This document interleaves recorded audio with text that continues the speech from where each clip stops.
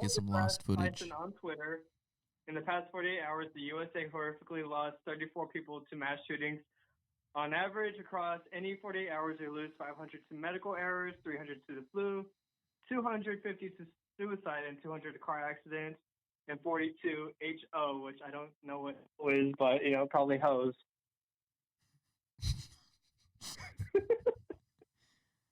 This is not a laughing matter. So I read this book by Scott Trentz once. Not the whole book, but the first chapter. The first chapter is talking about budgeting. All right. And it's a different approach. It's not the Dave Ramsey approach to budgeting. It's saying that instead of, dialing back your smaller expenses, such as entertainment, all right, you should be making major changes in your larger expenses, such as like your housing expense might be, 50% of your monthly spending. Now, if you could change that 50%, maybe dial it back by 20%, you're going to save a lot more money than dialing back 2% on your entertainment bill, which is only 5% of your total spending, or 10%. All right. Okay. So I approach this mass shooting statistic in the same way.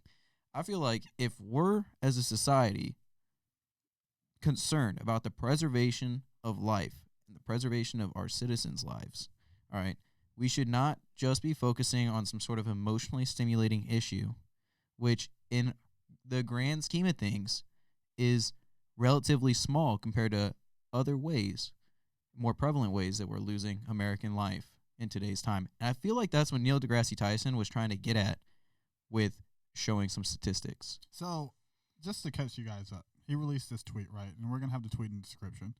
Basically, listing numbers of greater deaths for like common cold. Hold on. Things that take a lot more lives than mass shootings. Yeah, mass shootings. So 34 people in mass shootings in the last 48 hours. Then he goes on 500 to medical errors in the last 48 hours, 300 to flu, 250 to suicides, 200 to car accidents, et cetera, et cetera. So he's looking at this in a logical format because he's a scientist. And he's just like, hey, why is there such a big uproar when it's only, and I say only with all the respect that I can, 34 people lost in the last 48 hours, when on a daily, 500 people are killed due to medical errors and everything, 250 to suicide. Why aren't you guys always having the uproar and everything? So he got a ton of backlash for this. Yeah. A man that's just talking out of logic, not emotion, and people like wrenched him for it, unfollowed him, basically shared the thing, saying he was an evil person. He was not, what did they say? He wasn't respectful to the families. Yeah, they're just demonizing someone that is against their social narrative. All right. Yeah, that's well said. Against their social narrative. I like that. Now, like I said, it's things that hit home or emotionally stimulating, or people like to make them feel like they're more significant than in reality they might actually be a smaller portion of the problem. I'm going to identify as a problem, not gun violence, not even violence, but I'm going to identify the problem as loss of life that could be prevented. I feel like that is a more worthwhile cause to commit a lot of energy to than something that in reality is pretty small in regards to the problem of loss of life that could be prevented. Now, another thing is, I don't know how we would prevent that. I don't actually know the solution. I don't think the solution is more laws, because laws don't prevent anything. We already have a law that says do not kill. Do not commit mass murder. Already a law. Doesn't stop them. Saying that there's going to be a law, regulate guns. There's already regulations. But again, you're not supposed to shoot people. Dude, right? I think we are far past the point of what a lot of people think to just take guns away. There's no way we can do it. I don't think it can happen. And I don't even think that's the answer. No, it's not the answer. Because the people that are going to abide by that law are not the problem. Yeah. Period. The people that you're going to be taking the guns away from, that are going to give up their guns, aren't the people committing mass murder. But hey, Justin. Yep. What do you think we should do? How do we fix it? Because we're just, three normal guys. We don't have a ton of money. We just have an opinion, right? Yeah. So I think the biggest thing is, first, these people that are like arguing, like, we need to do this, need to do that. Like, they first need to educate themselves on what is actually out there, because a lot of them are saying, oh, let's ban all assault weapons. And that doesn't make sense because every weapon is an assault weapon. Because I remember me and Cameron had this discussion whenever they were talking about, oh, AR means, assault rifle. And he, of course, I thought that for the longest time because I wasn't educated. But then he educated me saying, no, AR actually stands for, and I forgot what it stood for. Armalite, it's a brand. Okay. It now represents a platform. When just people like are Kleenex represents doing tissues. that, like, because these people are the ones that are saying, hey, let's make these laws. But if they're not educated about what laws they're actually putting into place, and then the people that are actually trying to pass these laws are misfeeding information. Because there was this thing on YouTube, I forgot what this gentleman's name was, but he pretty much had this booth of different types of weapons. One was a handgun, the others were like AR-15s, hunting rifles, things like that. So he presented them with this, and he was like, okay, which one is more dangerous? And they all, of course, picked the heavier, bigger, scarier-looking guns. And they're like, yeah, these are used in school shootings, this and that. And he was like, actually, statistically, the most used weapon in school shootings is actually a handgun. So then he went on and he was like, okay, what about these bullets? And he showed different calibers and things like that. And of course, people were like, oh yeah, we need to outlaw the big, pointy ones, because those are used in like military grade, yada yada. But they're actually hunting calibers, or even, these different things. So when people are coming up with these laws or whatever, I think it's just more, what, before you even use your emotions to make, these big critical things, you need to first educate yourself on, how the process actually does work. Like, go out and try seeing the process of actually buying a gun. And you'll see it is a little bit tedious. Like, they do the background checks, they do all this stuff. It's not like you just walk in, hey, I want a gun. Okay, here you go. But there's a lot that goes into it. But people think it's so easy, this, and, they're just doing this, but they don't actually know what's happening in their lives. All right, so I want to ask Cameron, is it called bump stocks? Yeah, that's the thing. Bump stocks are now illegal in this state. It's a felony if you possess one in the state of Washington. The Vegas shooting, right? Yeah. That's 100%. Like, that's a big push. Now, do you agree with that? Nope. So why do you need a bump stock? Like, why would you want one? Can you because I don't. I'm very ignorant. So if I was to own a bump stock, I would be doing it to. First, can you explain what a bump stock is for our listeners? It's a stock that will redirect your recoil into, in a sense, letting you pull the trigger quicker. Okay. It's going to use the recoil of the gun to help you pull the trigger faster. Basically, hold your finger still, and the action of shooting the gun will let the gun bounce back and forth or bump against you. Trigger finger, gun, and it just basically. Yeah, but it's not exactly holding your finger still, but like I said, it uses the recoil of the gun to assist you in pulling the trigger. Okay. So why would you need that or want that? Well, I would want that is if I was ever having to defend myself and or fight against a tyrannical government, which is why we have the Second Amendment. So we can have a well-armed militia. No, I wouldn't use a bump stock for hunting. And also the people that are, again, affected by regulating bump stocks aren't the people that are going to commit mass shootings with a bump stock. I would use it, or I would own one, if I believed that I'd ever have to arm myself to defend myself against a tyrannical government. That's it, just a tyrannical government. Yeah, I'm using that as a pretty general term. Okay. Basically, if we went into civil war or any situation that required me to join not required me, but incentivized me to join a militia, all right, to defend myself or to defend freedom and defend the Constitution of the United States, then I'd be looking at that sort of technology. I would never use it to go hunting. I feel like, again, though, that's not what it's designed for. Okay. So it's only designed to protect yourself, to defend yourself. So the way I look at it is automatic weapons that are manufactured after 1986, might be before that. Don't quote me on the exact date. Okay, citizens aren't allowed to own them. All right. Okay. Can you tell me why? Because they are considered a weapon of war. Okay. All right. Because they don't serve basically there's not a purpose that the government or the citizens believe justifies the criminal application of those weapons. All right. Now, that also doesn't say that criminals don't have fully automatic weapons. All right. Yeah. But I would use a bump stock if I ever felt like I needed to join a militia going against people that potentially had more firepower than me. If I only have a semi-automatic weapon, I would use a bump stock so I could fire quicker. So it makes you to level the deadly. playing field. Okay. Yes, it does. I would use it to make myself more deadly per se.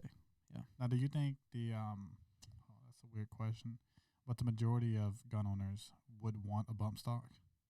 I don't know. A lot of people own guns not because they think they're going to be part of a militia one day, or not because they're prepping to go to war. I'm not not people asking own for guns, the you know. own guns, just the bump stock. Like, well, what you said, gun owners, so that's people that own guns. Yeah. I don't feel like people necessarily are owning guns for that purpose, but I also do feel like it's, you know, our right to self-preservation and defense to be well armed, to, you know, and I believe that is well within that right. okay. I'll just that's really the want way to know, like, yeah. your opinion on bump stocks or anything. Yeah, I don't think they should be banned. What do you think about that, Justin?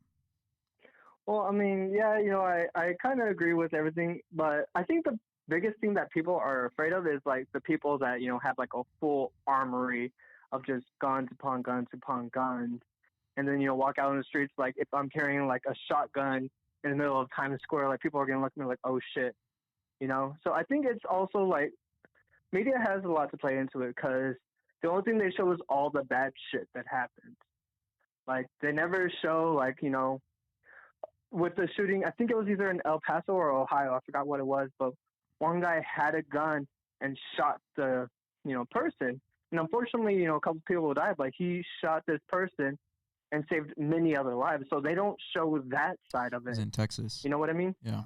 I remember what you're talking about. Yeah. You're talking about the young black man, right? That was No, in the I'm talking Army? about a middle-aged white guy with an AR. Yeah, a guy was like shooting up a church or something. Yeah. We could pull it up. I know it's exactly weird what you're because, you know, about, people always say, oh, you know, why didn't they, you know, shoot this person in the arm or this and that? Like, you're not, like, as a police officer, you're not trained to do that. You're trained, if you pull out your gun, you're killing someone. Plain and simple. Yeah. There's no ands or buts about it. You aim for center mass because once you pull that gun, you're about to use that weapon. Yeah, also those people that say that type of thing, I'll be like, you try and hit a moving target in the arm. Also, you got to think about everybody else around that person, all right? If you miss and it hits a little girl, damn. Yeah. All right? Yeah. That innocent bystander, damn. I don't give a fuck about the criminals, you know, shooting him in the arm. I got to think about everybody else around me in that situation. And I also got to think about protecting them by eliminating that threat. So let me ask you this. Why do you think mass shootings get more like news time or views or just publicity than like 500 medical mistakes each day?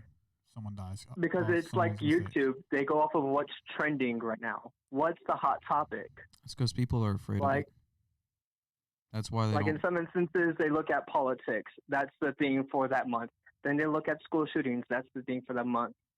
So whenever they get the next story, that's whenever, okay, we're going to stop hearing about school shootings because this has existed for a long time. And every now and then we'll get hints of it, like Columbine. It was a huge deal. Then it went away. And then, you know, some other ones, it happened. The nightclub in Florida where the guy shot up the gay club or wherever it was, that was the hot topic. Then it went away. So I think that's just what's happening right now. Like, they're looking for the trendy things so they can get their ratings and, you know, yell at Trump, and then it'll go away again. What were you going to say, Cameron? I think it's just fear. Fear is extremely motivating. And fear will not just motivate people, but it gets them the ratings that he's looking for. So people are afraid of guns. That's why they're banning, you know, things like adjustable stocks in California. That's ridiculous. Why on earth would you want to make a gun less comfortable for the user? A lawful user would say. Is that passed yet though? That's been a thing. You can't have an adjustable stock in California. have to have they a solid passed stock. it, and then No. they reversed it because it was like unconstitutional or something like that. Not that I'm aware of. Maybe you guys could fact check that one, but no, I'm pretty sure California compliant guns have to have a non-adjustable stock. California's a weird state, man. Yeah, so, well, the way I look at that is, wouldn't I want my lawful users of that firearm to be more comfortable while they're shooting it? Because then that would, in my head, make them a more competent operator. And I would want them to be a more competent operator to minimize risk and mistakes on their end. That's a good argument. So why on earth? That doesn't even make sense. It's not about rate of fire. It's not about killing power or killing potential, all right? It's only about the comfortability of the user. It's ridiculous to say that, we should regulate that. More that you could regulate that, just like regulating putting, I don't know, a nice comfortable grip or anti-vibration grip or something to make it, again, more comfortable to the user. To me, that goes against the narrative of safe and educated and proper gun ownership and use. Okay. The reason why they do it is because adjustable stocks are on the AR-15 platform and they look scary. So I have to do it to you too. I think the reason why mass shootings happen is because of Call of Duty. I said it, video games. I don't think so. Obviously. But what do you think about that? Like, that is Why do they happen? Yeah, no. Like, why is people blaming video games? Like, I think that's just strange. Well, it kind of goes back to the topic that me and Maria talked about in the last podcast. It's not so much the video games. It's so much that kids are so desensitized to violence. And, it all falls back on what's going on at home. Like, whenever, how do we stop this? How do we do that? Like, well, what's happening at home? Who's, what's making these people want to do this? And, it's more like, the parents aren't teaching their kids, like, hey, there's repercussions to this type of shit. Like, we see it in the movies, this and that. Yeah, it's a form of entertainment, but you also need to look at them and be like, hey, you don't actually do this unless your life is in danger. Then, of course, all bets are off. But I think it's just really desensitization. I don't think it's right to blame video games. Like, blame the parents that are letting the kids play such video game, if anything.